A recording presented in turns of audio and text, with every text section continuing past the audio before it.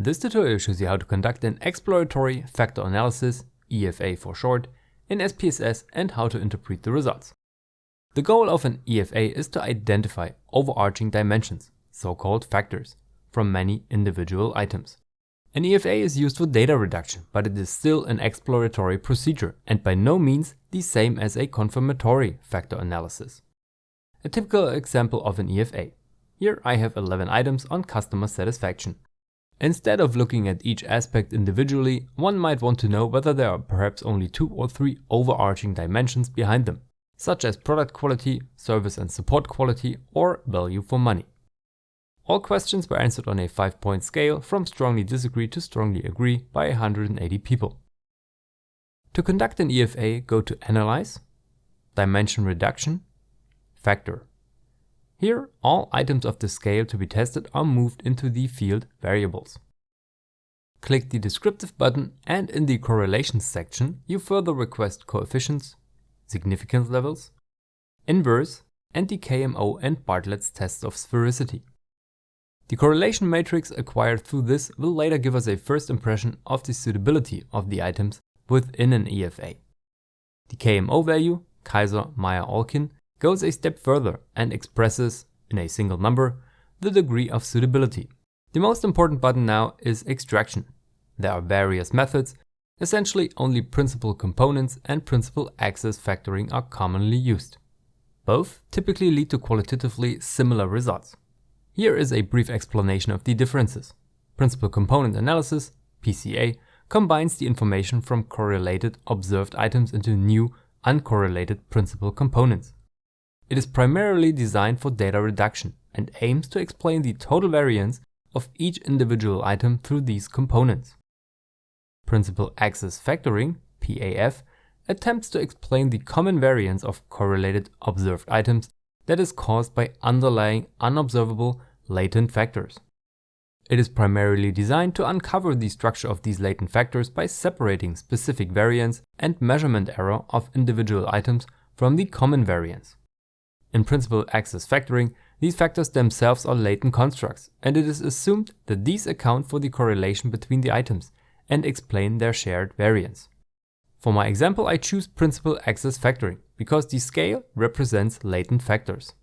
Furthermore, activate the Scree plot. This is a visual aid for identifying the optimal number of factors. In extract, leave based on eigenvalue checked and greater than 1. This is a typical starting point. If one already knows in advance how many factors should be extracted, this can also be entered here. I will keep the eigenvalue criterion of 1 for factor extraction. Next, the rotation button. Here too, it is important to select the correct rotation method. We basically distinguish between orthogonal and oblique rotations. Varimax, Quadrimax and Equimax are orthogonal. Oblimin and Promax are oblique rotations.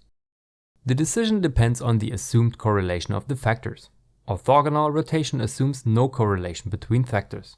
In other words, the items load maximally on one factor and minimally on others.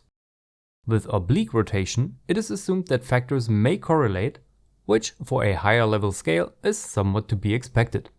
In this example, it is rather likely that the factors product quality, service and support quality and value for money will correlate. So here I choose oblique rotation, oblimin. The interpretation of the results remains unaffected by the rotation method. Finally, briefly to the options button. Small coefficients with loadings below 0.3 or 0.4 can be suppressed to obtain a clearer table. Sorting by size can be helpful, though if the items are in a specific order, this may be confusing. That's it for the necessary settings, and SPSS will now compute the exploratory factor analysis. The output may look large, but it can be interpreted in a targeted way as follows. First, there is a correlation matrix, more or less large depending on the number of items. With 11 items, mine is already quite large. The table is divided into 2 parts, correlation at the top, one-sided significance at the bottom. This can serve as a first orientation when items that are similar in content and hopefully later grouped into factors correlate positively with each other. For example, one can see that the first 4 items all correlate with about 0.5. The next 4 items correlate roughly between 0.3 and 0.5, and the last 3 items between 0.6 and 0.7. With other items, the respective correlations are rather low. The significance values below can serve as a rough indication but do not need to be considered any further. A few words on the inverse correlation matrix. This should be diagonal, meaning high values on the diagonal and low values off the diagonal. Here it is clearly visible that this is the case, which is why a factor analysis is appropriate. Next comes the KMO value and Bartlett's test. KMO can range from 0 to 1 and expresses how suitable the items or the data in general are for an exploratory factor analysis. Put simply, it is a measure of whether the correlation between items are sufficiently strong to derive factors. For orientation, Kaiser 1974, page 35, is usually referenced, which established certain thresholds. From 0.6 upwards, everything is fine. Below that, caution is advised. With 0.759 in my case, everything is okay, so I can proceed with factor extraction. Directly below is Bartlett's test of sphericity. This tests the null hypothesis of whether the correlation matrix, from above, differs from the identity matrix. It should differ, because an identity matrix means that the diagonal always contains ones. Items correlate with themselves at 1, and additionally that every item correlates with all other items at 0, i.e. not at all. Put simply, Bartlett's test checks whether there are enough correlational relationships between items to justify an exploratory factor analysis. If the p-value is sufficiently small, this is the case. But be careful. Significance tests automatically produce small p-values with large samples, which is why the KMO value and Bartlett's test should always be considered together. Having established that we can proceed with factor analysis, we now look at the next table, communalities. The communality of an item is the sum of the squared loadings of this item across all extracted factors. It shows the extent to which an item is explained by all extracted factors, i.e. how well the item is represented in the overall factor solution. At extraction, it ultimately shows the explained variance in % of the item by all extracted factors. This is not particularly worth reporting, but a good indicator of whether there might be problematic items, i.e. those with low values in comparison. In the total variance explained table, we find exactly what is advertised: the height of the eigenvalue and the percentage of variance explained. All factors with eigenvalues larger than 1 are considered meaningful according to Kaiser's criterion. In my case, it is clearly visible that 3 factors should be formed, which together explain 66.413% of the variance of all items. But be careful, the eigenvalue rule of 1 is not set in stone and may yield too many or too few factors. Therefore, the so-called Scree plot should also be checked. The Scree plot is directly below, and here one looks for the so-called elbow. This is the point at which the curve flattens noticeably. All factors before the elbow, 3 in my case, are considered meaningful with regard to extraction. Since SPSS, unless otherwise specified, decides based on the eigenvalue how the component matrix is created, these are the 3 components or factors already identified above. For better readability and interpretability, however, I recommend the rotated component matrix or structure matrix. If an orthogonal rotation method was chosen, recall no correlation between factors is allowed, one obtains a rotated component matrix.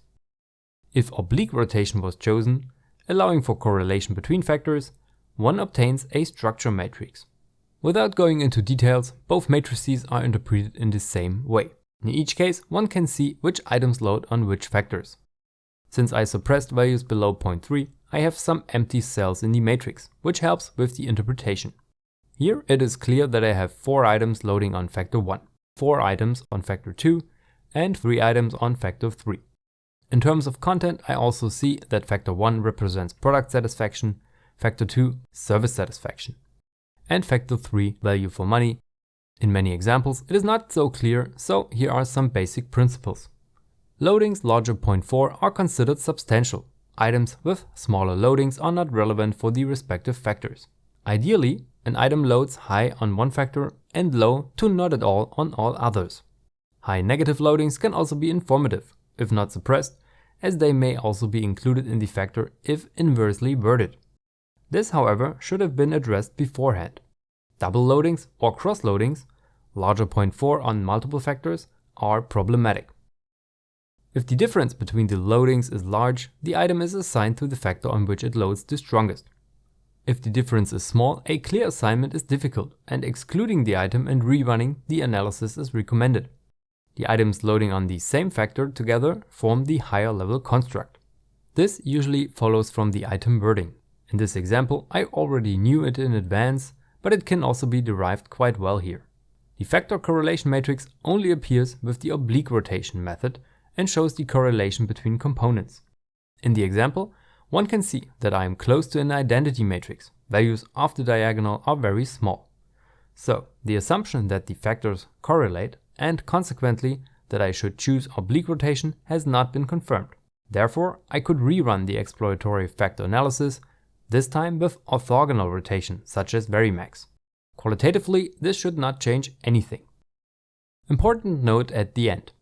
Exploratory factor analysis is, as the name suggests, exploratory.